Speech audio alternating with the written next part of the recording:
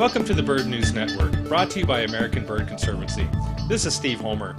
American Bird Conservancy staff spent 6 days in the Gulf region in early July to see firsthand the effects of the oil spill disaster.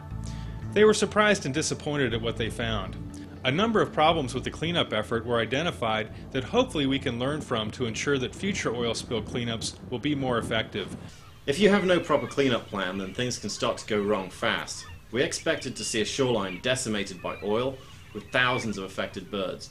What we saw instead was a shoreline under siege from cleanup crews who were doing more harm to birds than good, and a range of protective measures that ranged from fairly effective to completely useless. The scale of this event is difficult to fully appreciate until you see it from the ground and the water, as well as from the air. The sheen of oil covered thousands of square miles. American Bird Conservancy has released a report based on what our investigative team found. The report made recommendations that could make a big difference for birds.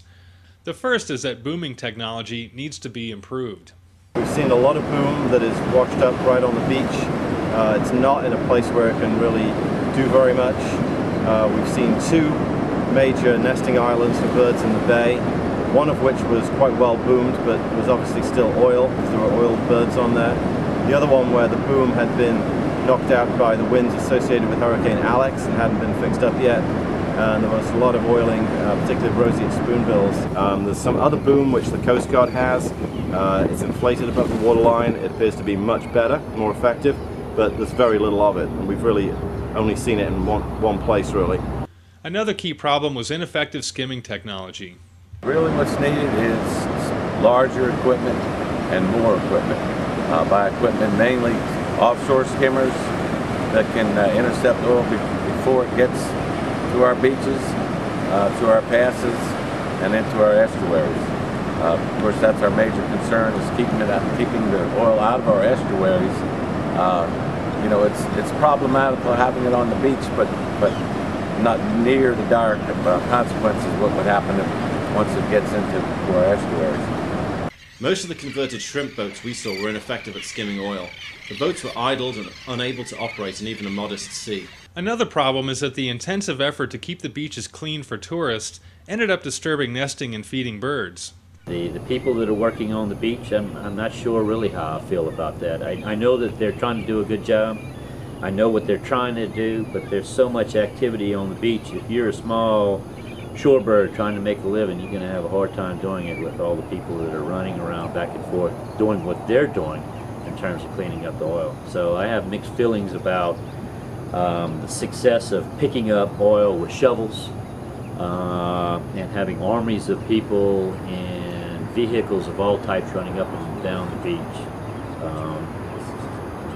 beach. We've seen, unfortunately, on the beaches a lot of off-road vehicles being driven through what are least-turn nesting colonies.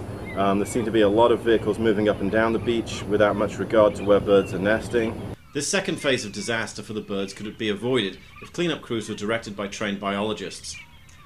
The oil spill has pushed efforts to restore the Gulf's dwindling wetlands to the forefront. The White House has announced a Gulf restoration plan and is supporting using dedicated funds, such as the heavy fines BP is expected to pay for the oil spill. The Louisiana coast, in particular, is suffering from ongoing habitat loss that will need action to restore.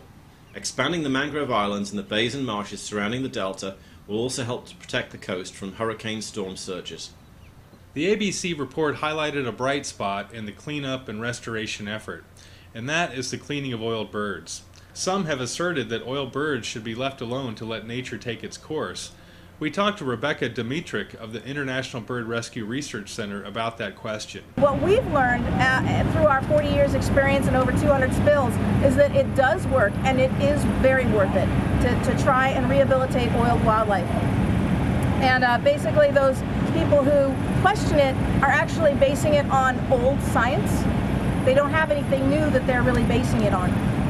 For our detailed recommendations and other bird conservation news, please see American Bird Conservancy's website at abcbirds.org. This is Steve Homer. Thanks for joining us at the Bird News Network.